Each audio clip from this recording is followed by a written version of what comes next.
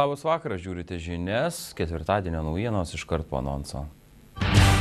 Šį vakarą žiniuose matysite, meras pasveikino daugiavaikę motiną. Ko čia gali skųstis? Viskas gerai, kada buvo, pražuvo viskas, kad buvo, visa buvo gyvenime. Spaudos dienos proga žurnalistai pasikeitė vietomis su valdžia. Jeigu tavęs nėra žiniasklaidoje, televizijoje, radijoje ar laikraščiuose, internete, tai tavęs nėra kaip politiko. Miesto vadovai susipažino su uždarosios akcinės bendrovės Dzūkijos vandenys veikla.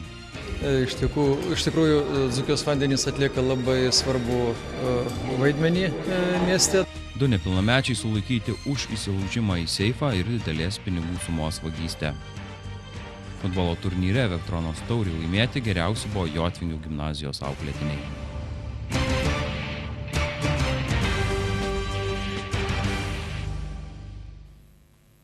Alytuje gyvenanti alytiškė Vanda, užauginusi 7 vaikus, sulaukė išskirtinio dėmesio.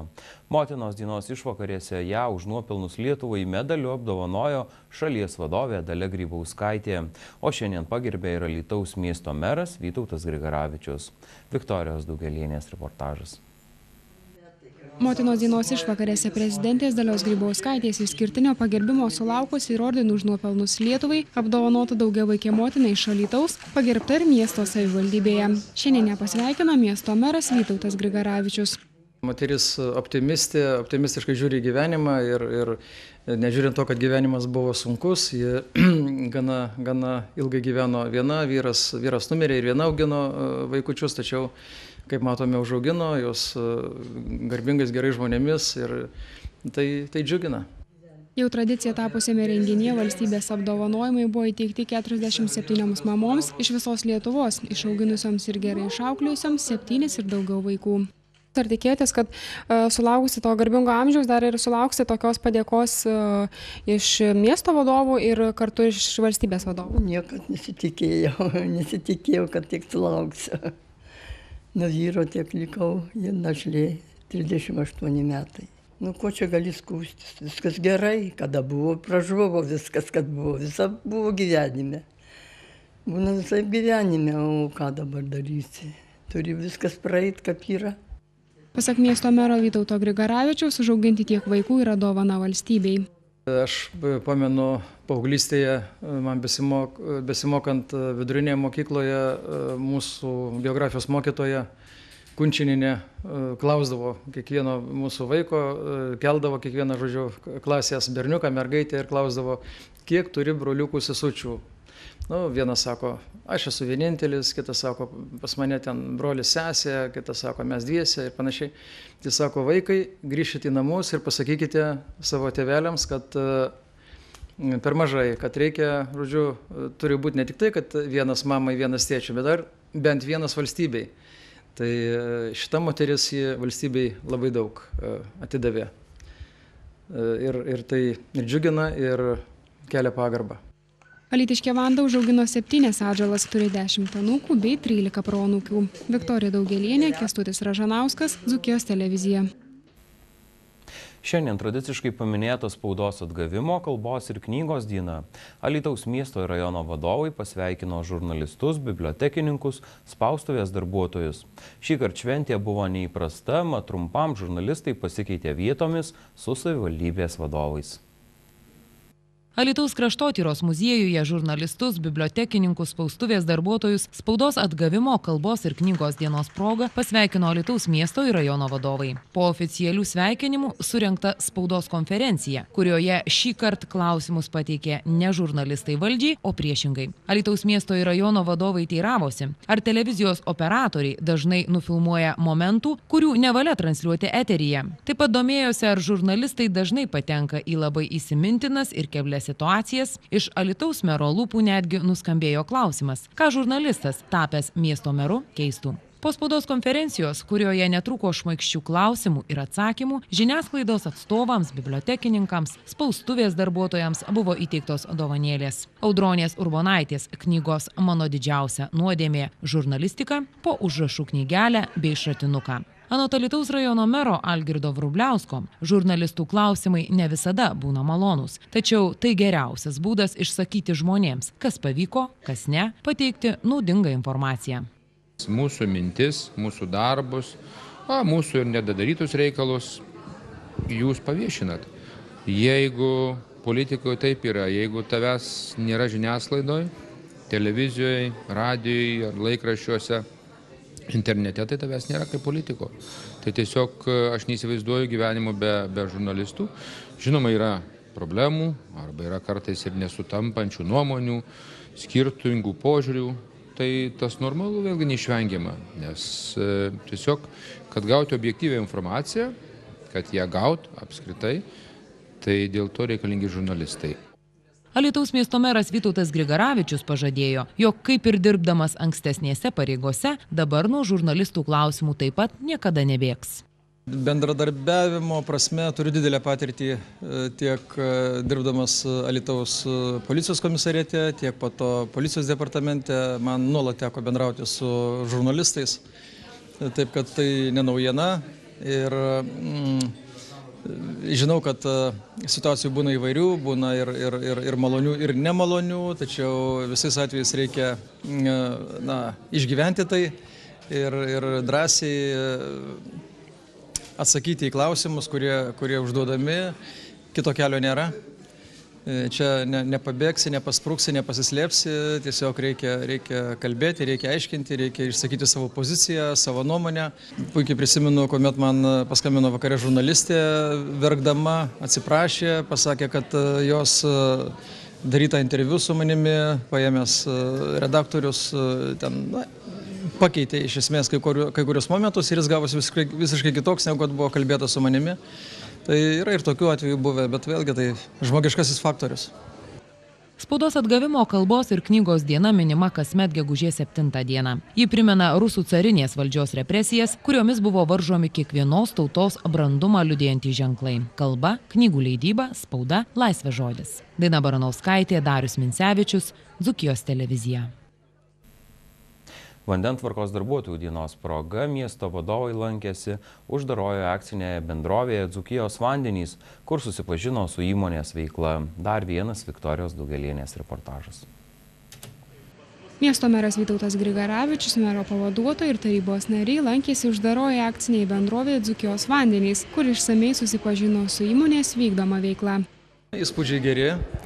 Iš tikrųjų, Dzūkijos vandenys atlieka labai svarbų vaidmenį mieste, tai yra prižiūri, tiekia miesto gyventojams kokybišką vandenį. Kaip žinome, vanduo yra gyvybės eliksyras, gyvybės šaltinis ir todėl labai svarbu, koks vanduo patenka gyventojams į namus, į butus. Tai susipažinome su tom technologijom, su jų galimybėm, su problemom. Pinigėlių, kaip visuomet, trūksta užbaigti projektus ir panašiai, bet įspūdis tikrai geras. Apsilankimo uždarojoje akcinėje bendrovėje Dzūkijos vandenys metu naujoji miesto valdžia apžiūrėjo vandenvietės, siurblines, nuotekų mechaninio ir biologinio valymo, dumblo tvarkymo įrenginius. Su įmonės vadovais diskutavo apie iššūkius ir investicijas. Miesto nauja taryba, kurios pasikeitė didžioji dalis, gal senųjų narių liko tik 9, mes manome, kad tikrai netaip giliai žino apie vandentvarkos ūkį, kuris yra gana sudėtingas. Todėl jos supažindinus, apvedus, parodžius patiem, kad galėtų vietoj pamatyti, pajudinti, pasiklausinėti, mums būtų ženkliai paprasčiau problemas spręsti tiesiog miesto taryboje, jos komitetuose, o tų problemų šiandien laukia labai daug. Kad įrodyti, ką mes dirbame, kiek tai kainuoja, kokie tai pinigai reikalinga, kokias dar investicijos laukia, geriausia yra, kada susipažįsti vietoje. Miesto vadovai vandentvarkos darbuotojų profesinės dienos proga bendrovės Dzūkijos vandenys darbuotojams palinkė ir toliau išlikti stiprią komandą. Man patinka, kad brandus kolektyvas, kad čia labai maža personalo kaita, tai rodo vėlgi, kad žmonės dirba susitelkę ir todėl rezultatai yra tikrai geri pasiekti. Aš manau, kad į vandentvarkos ūkį tiesiog, jeigu žmogus žengia, jisaigi matėm vaikščiojame, yra ir kvapai tam tikri, vis dėlto tai nuotekos, ne šokoladas ir geriamam vandenį yra tikrai ir šlapia, ir tau sunkus darbas. patenka žmonės, kuriems tas darbas jau yra malonus, tai nėra daugumoje atsitiktiniai žmonės. Buvę ir mano karjeroje, kad iš tikrųjų įsidarbinus, praktiškai atneša pareiškimą atsiskaityti iš darbo po 2-3 pamainų. Aš ne ten patekau, bet tie, kas susilieko, taip dirba ilgai. Vandentvarkos darbuotojų profesinė diena minima gegužės 5-ąją. Viktorija Daugėlienė, Mantas Radvilavičius, Dzūkijos televizija. Druskininkų policija tyrė vagystę, kurios metu išlaužus seifą pagrobta didelė pinigų suma ir juvelyriniai dirbiniai. Sulaikyti 2 nepilnamečiai įtariamieji. Daugiau apie įvykį sužinosite kriminalinių įvykių rubrikoje. Alytaus apskrities vyriausiojo policijos komisariato kelių policijos skyrius informuoja, kad per praeitą parą išaiškinti 28 kelių eismo taisyklių pažeidimai. Užfiksuota 14 greičio viršijimo atvejų, 7 iš jų užfiksavo specialiaisiais ženklais nepažymėtas policijos automobilis. Nustatyti 2 kelio ženklų ir ženklinimo, 1 naudojimosi saugos diržais ir 5 naudojimosi telefonų pažeidimai. Nubaustas 1 pėsčiasis dėl ėjimo neleistinoje vietoje. Alytaus mieste užregistruotas 1 techninis eismo įvykis. Apie 11:20 min. Kalniškės Udrijos gatvių sankryžoje 1 automobilis susidūrė su kitu, tą pačią kryptimi važiavusiu ir į kairę sukančiu automobiliu. Eismo įvykio metu apgadinti abu automobiliai, žmonės nenukentėjo. Druskininkų policijos komisariatas praneša apie gautą pareiškimą, kad apie 10 valandą Druskininkuose Gardino gatvėje iš 45 metų vyrui priklausančio gyvenamojo kotedžo išlaužus seifą pavogta 13 450 eurų, 2089 Jungtinių Amerikos valstijų doleriai, aukso dirbiniai ir kampinis šlifuoklis. Vagys ant lauko durų nepaliko jokių įsilaužimo žymių. Savininkas patyrė 17 512 eurų materialinį nuostolį. Sulaikyti ir į areštinę uždaryti 2 16 ir 17 metų įtariamieji. Dalis daiktų surasta. Policijos pareigūnai toliau tęsia tyrimą. Mantas Radvilavičius, Dzūkijos televizija. Dėl geriausios gimnazijos vardo Alytaus gimnazistai stojo į kovą futbolo aikštėje. Putinų gimnazijos organizuotame futbolo čempionate Vektronos taurei laimėti geriausiai pasirodė Jotvingių komanda. Alytaus miesto Putinų gimnazijos kūno kultūros mokytojo Gintaro Kličiaus iniciatyva surengtas gimnazijų futbolo čempionatas Vektronos taurei laimėti. Iššūkį priėmė ir turnyre dalyvavo Putinų, Jotvingių, Adolfo Ramanausko Vanago ir Švento Benedikto gimnazijų deleguoti futbolininkai. Varžybos vyko mažojoje futbolo aikštėje prie Putinų gimnazijos stadiono. Nugalėtojams išaiškinti pasirinkta rato sistema, kai kiekviena čempionate dalyvaujanti komanda sulošia su visomis kitomis priešininkų komandomis. Kadangi aikštelė nedidelė, nutarta trumpinti rungtynių laiką iki 2 kėlinių po 20 minučių. Prasidėjus dvikovoms jautėsi aktyvumas ne tik futbolo aikštėje, bet ir šalia jos. Susirinkę žiūrovai ir kovų laukiantys kiti gimnazistai palaikė savo pasirinktus favoritus, juokavo, mėgavosi draugų kompanija ir lyg specialiai užsakyta šilta saulėta diena. Renginio organizatorius Gintaras Kličius ir turnyro taurės teigėjas Giedrius Stankevičius džiaugiasi pavykusiu renginiu. Mintis kilo dėl to, kaip Vanago mokykloje organizuojami turnyrai Stamitos tauriai laimėti žiemos metu. Tai mes šitą nusprendėme Putinų gimnazijos organizuoti pavasario ir radome rėmėjus, kuriems labai didelis ačiū. Nugalėtojų laukia taurės, kiekvienai komandai 3 vietas užėmusi komanda gaus medalius. Kreipėsi organizatoriai šio turnyro į mus, labai jiem dėkingi, kad UAB Vektrona galėjo tapti moksleivių turnyro rėmėjų. Ir su ponu Gintaru sutarėme, kad tai turėtų tapti tradiciniu pavasariniu moksleivių futbolo turnyru Vektronos tauriai laimėti. Puikus oras, gera nuotaika, vaikinų entuziazmas. Taip pat norėčiau atkreipti dėmesį, kad Alytus Lietuvos futbolo istorijoje palikęs gana ryškų pėdsaką ir dabar žymus futbolininkai žaidžia už Lietuvos rinktinę. Lietuvoje, kurioje tokios gilios krepšinio tradicijos, futbolas Alytuje gana garsus.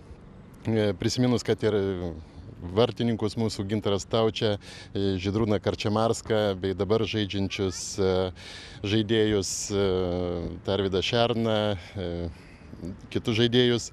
Smagu, kad Alytus garsina Lietuvą. Šeimininkų komanda nugalėjo svečius iš Benedikto gimnazijos 2-1 ir 5-3 įveikė vanagiečius, tačiau 1-0 nusileido lyderiams Jotvingių gimnazijos futbolininkams. Pastarieji įveikė 3-0 ir 4-2 Švento Benedikto ir Adolfo Ramanausko Vanago gimnazistus. Abi pralaimėję komandos tarpusavyje sulošę 1-1 surinko vienodą taškų kiekį, todėl stojo į baudinių dvikovą, kad išsiaiškintų trečiosios vietos laimėtojus. Po baudinių serijos paaiškėjo, kad 4. vieta atiteko Adolfo Ramanausko Vanago, 3.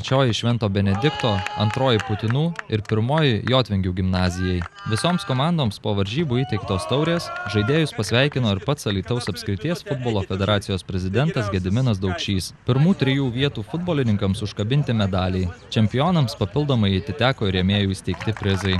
Rezultatyviausiam kiekvienos komandos žaidėjui atiteko po papildomą suvenyrą.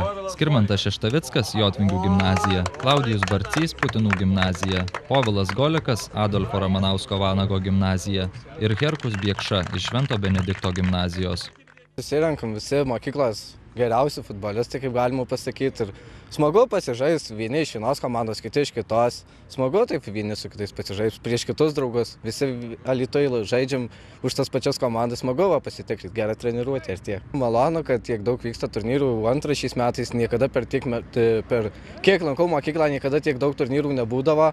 Bet, kaip sakoma, paskutiniai metai man jau čia, kaip sakoma, tas pats, bet aišku, norėtųsi, kad tie jaunimas pasižaistų, kad pajustų tą pergalės skonį, ne tik kaip pralaimėjimus, kaip šiais metais mes viską laimėjom, bet būtų smagu, kad ir kitos mokyklos laimėtų. Čempionato organizatorius Gintaras Kličius žada dėti visas pastangas, kad šios varžybos taptų tradicinėmis. Tai skatintų jaunimo užimtumą, susidomėjimą sportu. Jaunimas taip pat palaiko šią iniciatyvą ir laukia kitų rungtynių. Mantas Radvilavičius, Dzūkijos televizija. Tai viskas, ką norėjome parodyti šiandien. Netrukus orų prognozė, iki pasimatymo rytoj. Alytaus miesto savivaldybėje vykusiame seminare būsto energijos taupymo agentūros specialistai pristato naujoves susijusias su daugiabučių modernizavimu. Alytaus daugiabučių pirmininkai informuoti, kad nuo balandžio 1 iki 2017 metų pabaigos valstybė skiria 35% paramą renovacijai. Taip pat iki šių metų spalio 1 dienos kompensuojamos visos išlaidos susijusios su projektavimo parengimu, statybos techninė priežiūra, projekto administravimu. Dzūkijos sostinėje lankėsi ir būsto energijos taupymo agentūros direktorius Valius Serbenta bei aplinkos viceministrė Daiva Matonienė. Susitikę su miesto vadovais, jie aptarė daugiabučių modernizavimo situaciją Alytuje. Pasak jų, pažanga vykdant renovaciją akivaizdi. Alytus žiūrisi labai gerai, padaryta daug darbų. Daug darbų šiuo metu vyksta. Šiandien susitikime su meru ir su mero aplinkos žmonėmis akcentavome, kad iš tikrųjų šiuo metu reikia skirti ypatingą dėmesį tų projektų kokybiškam užbaigimui.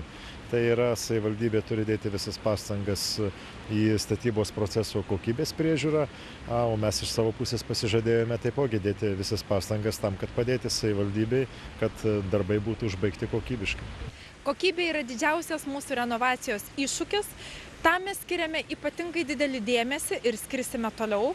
100% visi objektai bus tikrinami, ta prasme ir techniniai prižiūrėtojai, ir rangovai.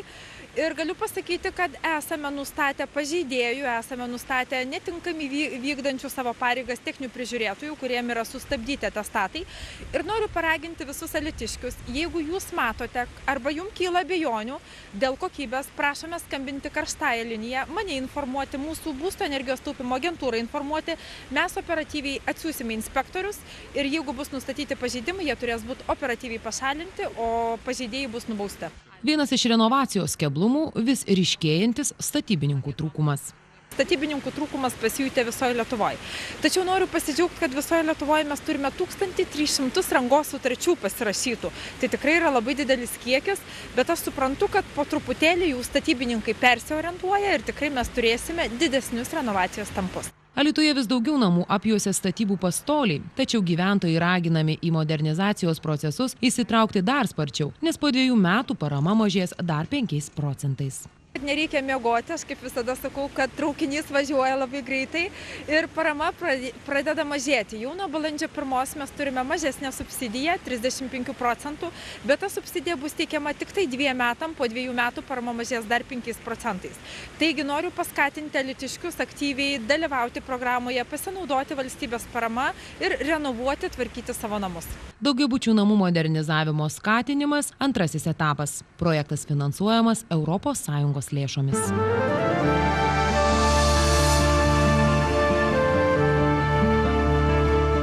Orų rubriką remia Sumani TV, naujos kartos Seagates televizija.